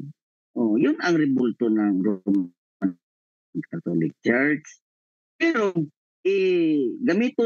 gagamitin mo yung Old Testament para connect doon sa mga kulto ay hindi yan pwede. Wala kahit isa. Wala. Ngayon, nakikita natin na yung paksa mo ay na gawang kingkoy-kingkoy. Kawawa naman. Akala ko marunong ka sa debate. Akala ko kung ikaw ang magpatindig ng yung paksa ay galing ka talaga. Pero ngayon ay nakikita ko na parang mamon. Very smooth. Very smooth. Walang tigas-tigas yung paksa mo. Walang kaugnayan. Thank you at magandang gabi sa lahat. Okay, so time clear na. Okay, Brother Jared, ikaw naman for 5 minutes, final conclusion. Okay, ngayon, sinabi niya parang mamunta, walang katigas-tigas. Siyempre, kung kalaban natin ay bakla, lalambutan natin kung anong ating stand. Katunayan, bago pa lang ako magpasimula, mga kapatid, mga kababayan, sabi ko, isang haligi lang ng elementary school. Tignan nyo, hindi niya magigiba. Tanong, naigigiba niya ba ang tema natin sa dress sheet ng ikalawang kronika? Hindi niya naigiba. Ngayon, pupunta sa Shopee. Hindi naman basihan kung nabili sa Shopee. Ang importante, yung ribulto ng mga banal. Dahil yun ang tema natin, napatunayan natin sa isang talata lang, bagsak na ang aral ng SDA at bagsak na si Peter Penton. Tingnan nyo, anong walang kalabog-labog? Nilambutan ko talaga, kaya nga unang presentation ko pa lang, halatang talagang hindi nakinig itong taong ito eh. Hindi talaga nakinig. Una ko pa lang sinabi na yung tema ko, yung presentation ko, haligi lang ng elementary school.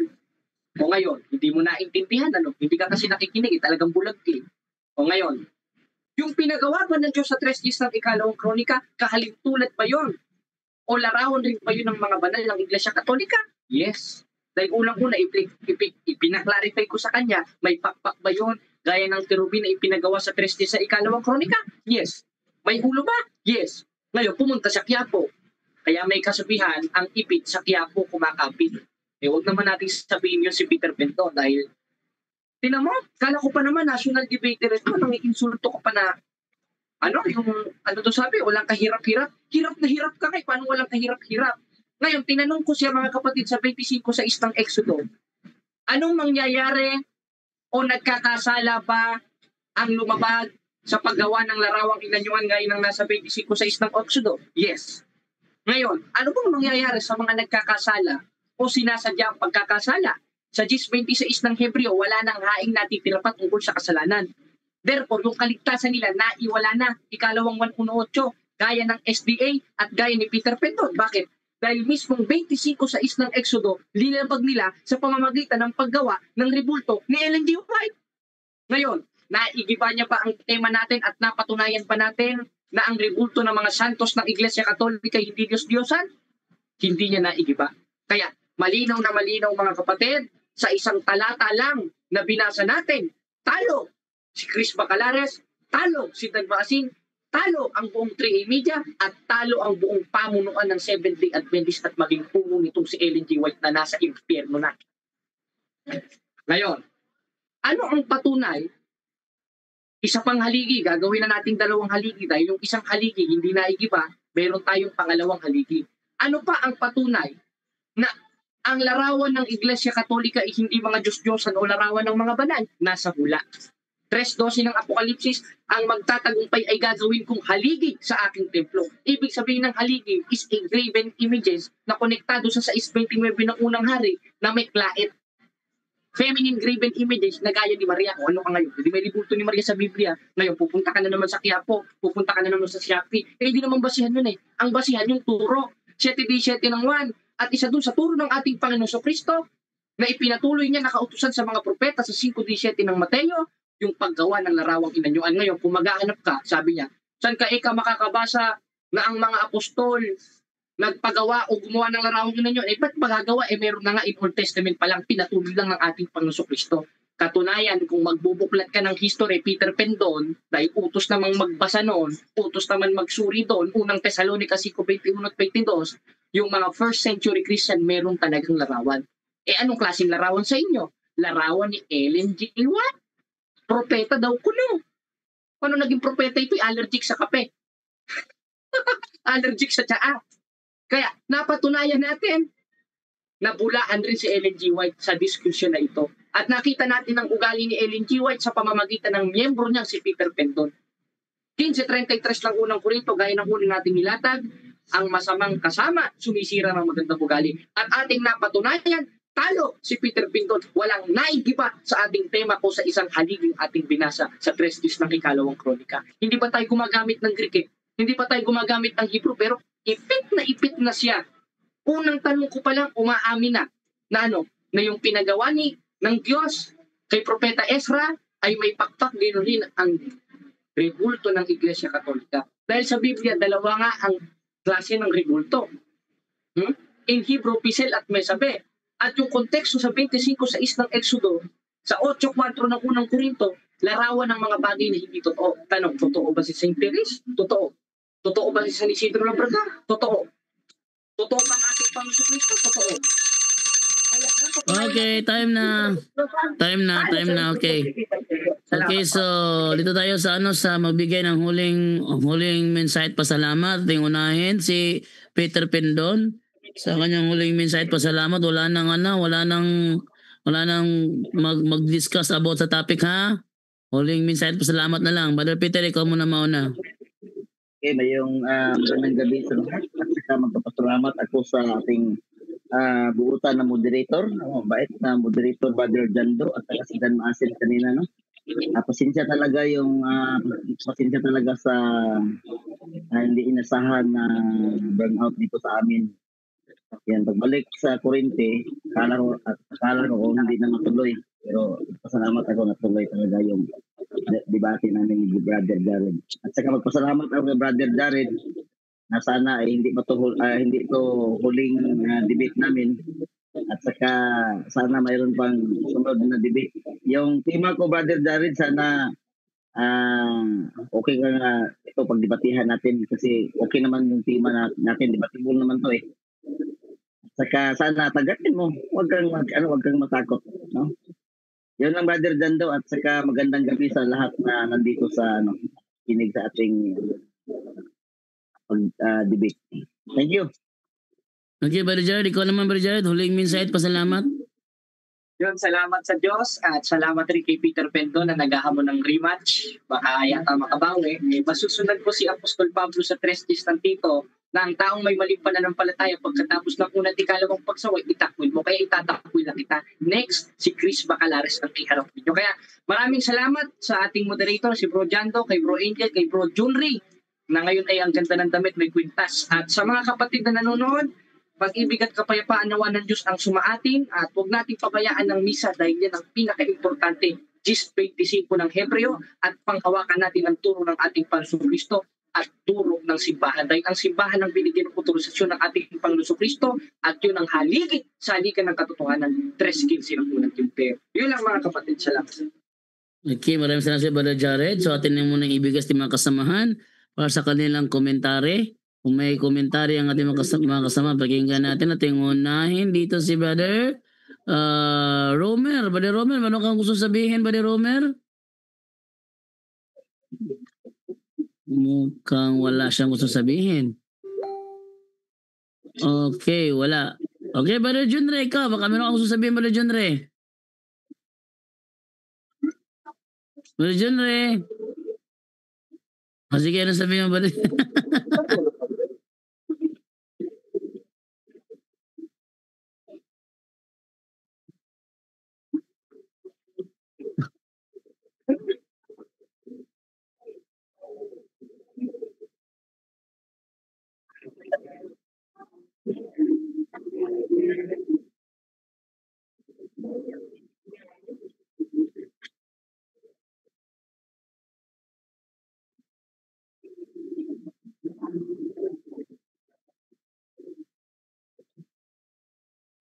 Tagumpay na.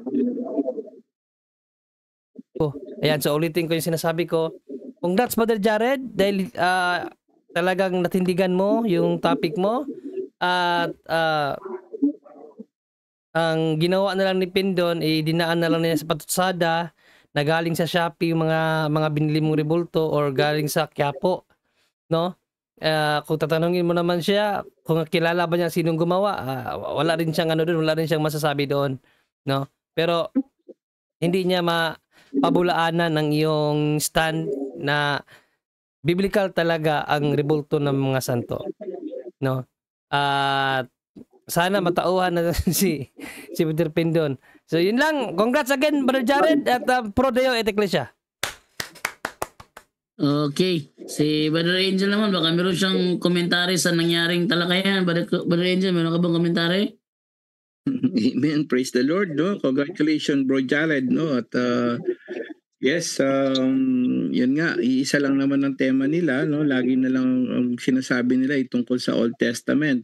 Tapos pag gagamit ka ng Old Testament na basihan dun sa mga ginagawa ng Katoliko, ayaw nilang tanggapin, no? So, nakakatawa sa kanila lagi.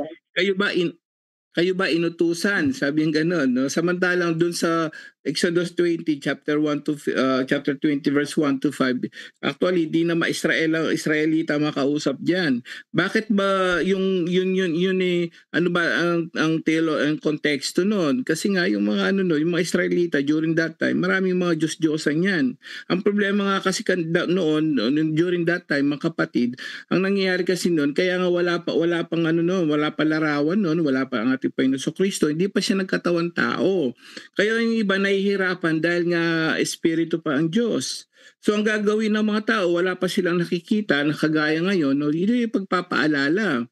Dahil noon pa man may templo na pinagawan talaga yung mga kerubin na yan, dire-diretso yan. At kailanman walang sinabing tinanggal yan sa templo. Walang binanggit na tinanggal yan at hindi pinagbawal ang mga banal na larawan. Actually, katunayan, Hebreo 13:7 nga, Bro Jando, paano nga? Bro Jando? May kausap yata si Bro Jando. Bro Junri.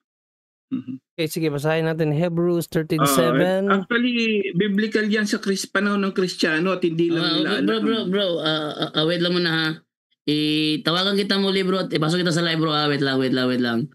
So, meron tumawag sa atin 9487 yung yung kanyang wait lang muna ha.